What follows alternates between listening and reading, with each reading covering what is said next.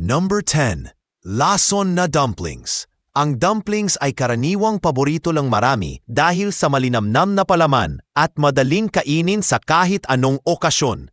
Ngunit nagkaroon ng malaking issue nang lumabas ang ulat na ang ilang dumplings mula sa China ay naglalaman ng methamidophos, isang uri ng pesticide na lubhang mapanganib sa kalusugan.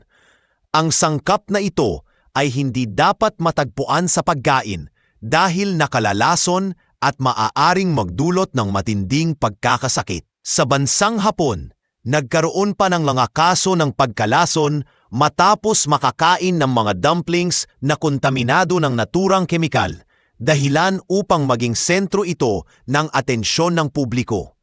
Ang epekto ng methamidophos sa katawan ng tao ay hindi biro.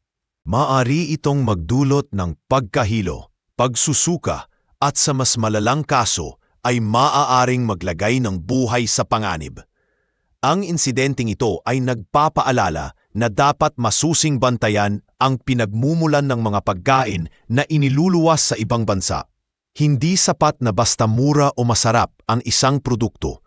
Kailangang tiyakin din ang kaligtasan nito, kaya't maraming mamimili ang nagkaroon ng agam-agam sa pagbili ng dumplings mula sa mga bansang may naitalang ganitong problema. At mas pinipili na lamang ang lokal na produksyon na mas nasusuri ng maayos.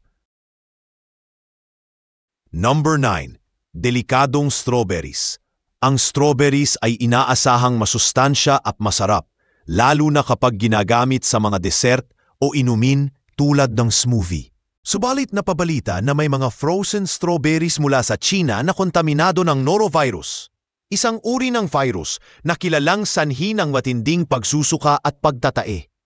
Ang sakit na dulot ng norovirus ay mabilis kumalat at madaling makahawa, kaya't nagdulot ito ng seryosong pangamba sa mga bansang nakatanggap ng nasabing produkto. Ilang ulat ang nagtala ng libu-libong tao na nagkasakit matapos makakain ng mga naturang prutas. Ang pangyayaring ito ay malinaw na halimbawa kung gaano kahalaga ang mahigpit na regulasyon sa pagkain na iniimport. Bagamat maganda at abot kaya ang mga frozen strawberries sa merkado, ang panganib na dala ng virus ay hindi dapat ipagsawalang bahala. Ang pagkonsumo ng kontaminadong prutas ay hindi lamang simpleng abala, kundi maaaring magdulot ng malalang pagkakasakit at pagkalugi sa kalusugan. Dahil dito, marami ang napilitan na umiwas muna sa mga produktong mula sa pinagmulan na may naitalang problema at mas pinili ang lokal na ani na mas nasusuri at mas ligtas para sa mga mamimili. Number 8. Pekeng gulay. Hindi lamang karne at prutas ang nagkaroon ng kontrobersya mula sa China, kundi pati na rin ang mga gulay gaya ng green peas at soybeans. Ayon sa mga ulat, may mga pagkakataon na ang mga ito ay hindi tunay na gulay kundi peke na gawa sa iba't ibang kemikal at tinina upang magmukhang sariwa. Ang mga peking produktong ito ay ipinagbibili sa merkado na parang karaniwang ani. Subalit sa likod ng kanilang kaakit-akit na kulay ay nakatago ang panganib para sa kalusugan ng tao. Ang sodium metabisulfite, isang kemikal na hindi ligtas sa sobrang dami, ay ginamit upang bigyan ng maliwanag na hitsura ang mga peking gulay na ito. Ang pagkonsumo ng mga ganitong uri ng gulay ay may posibleng dulot na masamang epekto sa katawan. Maaaring magdulot ito ng pagkairita sa tiyan, pananakit ng ulo at iba pang komplikasyon kapag nakonsumo ng madalas. Malinaw na hindi sapat na tingnan lamang ang pisikal na anyo ng isang produkto. Dahil maaaring ito ay dumaan sa hindi ligtas na proseso, ang isyong ito ay nagsilbing paalala sa mga mamimili na maging mas mapanuri, lalo na kapag bumibili ng mga pagkain mula sa bansang nagkaroon ng kasaysayan ng ganitong uri ng pandaraya. Number 7. Peking alak. Ang alak ay isa sa mga inuming madalas kasama sa kasiyahan.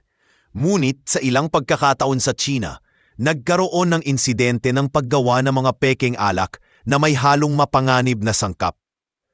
Sa halip na dumaan sa tamang proseso ng pagbuburo, ang ilan ay gumagamit ng methanol at iba pang industrial chemicals upang gayahin ang lasa ng tunay na alak.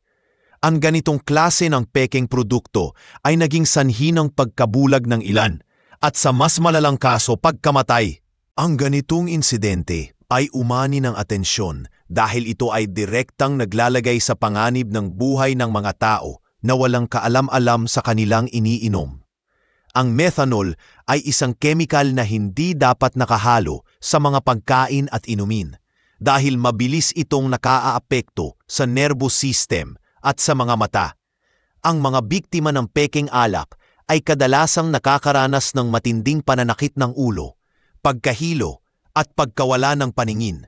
Sa mga mas malubhang kaso, huwahantong ito sa permanenteng pinsala o kamatayan.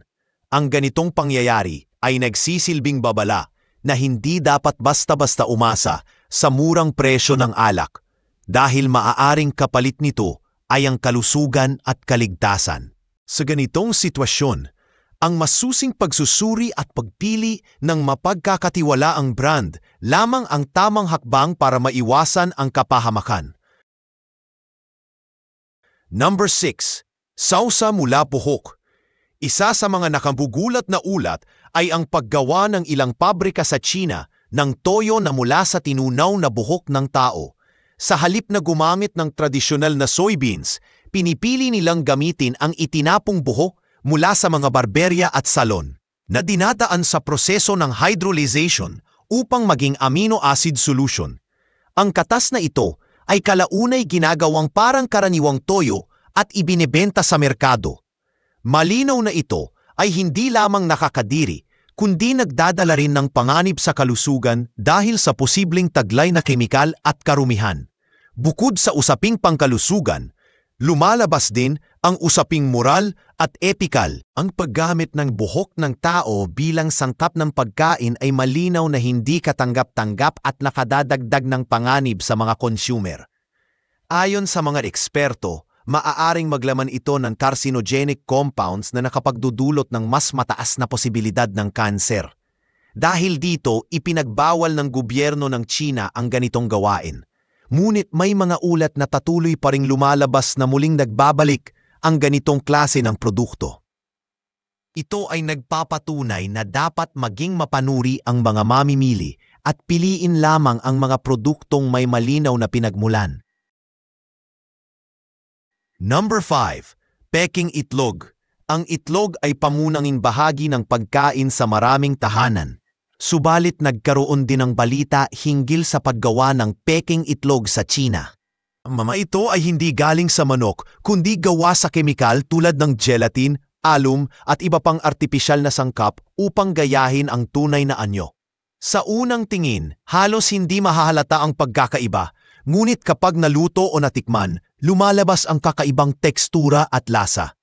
Mas malala pa, walang nutrisyon ang mga peking itlog na ito at sa halip ay nagdadala ng panganib sa kalusugan ng tao. Ayon sa mga eksperto, ang pagkain ng ganitong uri ng peking itlog ay maaaring magdulot ng pinsala sa bato at nervous system. May mga kemikal na ginagamit sa paggawa nito na kilala bilang nakalalason at nakapagdudulot ng seryosong komplikasyon. Ang ganitong uri ng pandaraya ay malinaw na pagsasamantala sa mga mamimili na umaasang ligtas at masustansya ang kanilang binibili. Dahil dito, mahalaga na suriin ang mga produkto bago bilhin, lalo na kung ang pinagmulan ay hindi kilala o mapagkakatiwalaan. Ang peking itlog ay isang malinaw na babala na kahit ang mga simpleng pagkain ay maaari ring maging mapanganib kung hindi dadaan sa tamang proseso at regulasyon. Number 4. Gatas na may melamine. Noong nakaraan, isa sa pinakamalaking iskandalo sa industriya ng pagkain sa China ay ang paggamit ng melamine sa milk powder. Ang chemical na ito ay karaniwang ginagamit sa paggawa ng plastik at mga gamit sa kusina. Ngunit ginamit ito ng ilang kumpanya upang mapataas ang antas ng protina sa pagsusuri. Sa unang tingin, tila nakakatulong ito upang magmukhang masustansya ang produkto. Ngunit sa katotohanan, nagdudulot ito ng panganib, lalo na sa mga sanggol na pangunahing umiinom ng milk powder. Maraming kaso ang naitala kung saan nagkaroon ng kidney stones at iba pang problema sa bato ang mga bata. Ang insidenteng ito ay nagsilbing malaking babala sa buong mundo hinggil sa kaligtasan ng mga produktong pagkain. Ipinakita nito na may mga negosyong inuuna ang kita kaysa sa kalusugan ng publiko. Ang paggamit ng melamine ay nagresulta ng malawakang pagbawi ng mga produkto at nagdulot ng kawalan ng tiwala ng mamimili. Hanggang ngayon, ang isyung ito ay ginagamit na halimbawa kung gaano kalaki ang epekto ng kapabayaan sa kaligtasan ng pagkain. Ang gatas na dapat nagbibigay lakas at nutrisyon ay nauwi sa pagiging dahilan ng pagkakasakit ng maraming bata. Number 3. Peking mani.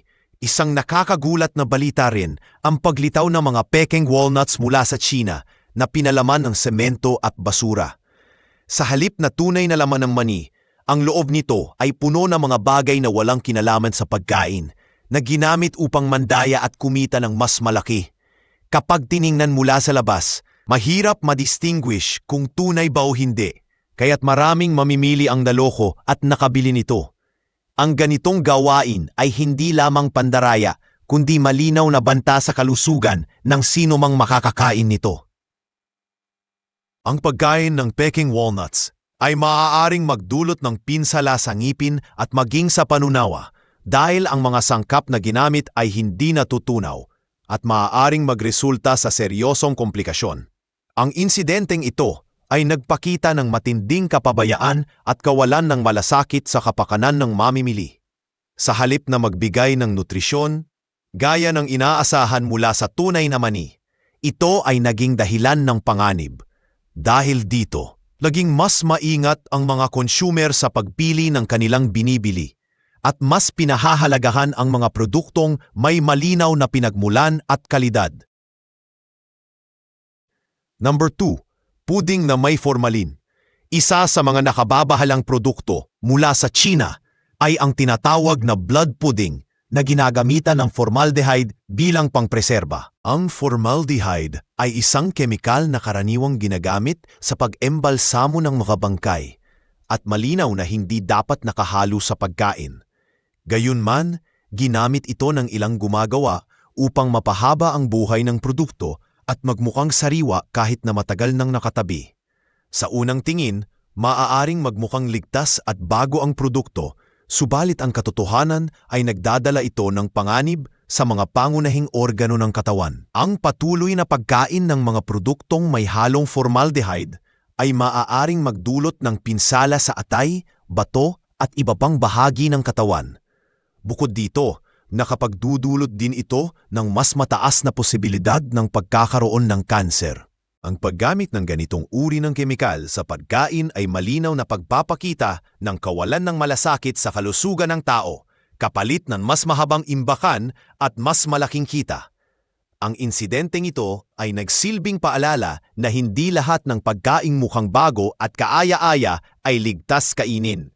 Kaya't mahalagang maging mapanuri ang mga mamimili. Number 1. Gamot na nakalalason. Ang huling halimbawa ng mapanganib na produkto mula sa China ay ang cough syrup na nahaluan ng mga nakalalasong kemikal gaya ng industrial solvent at antifreeze compounds. Ang mga syrup na ito, na dapat sana ay nakapagbibigay ginhawa sa ubo, ay naging sanhi ng matinding pinsala sa kalusugan ng maraming tao.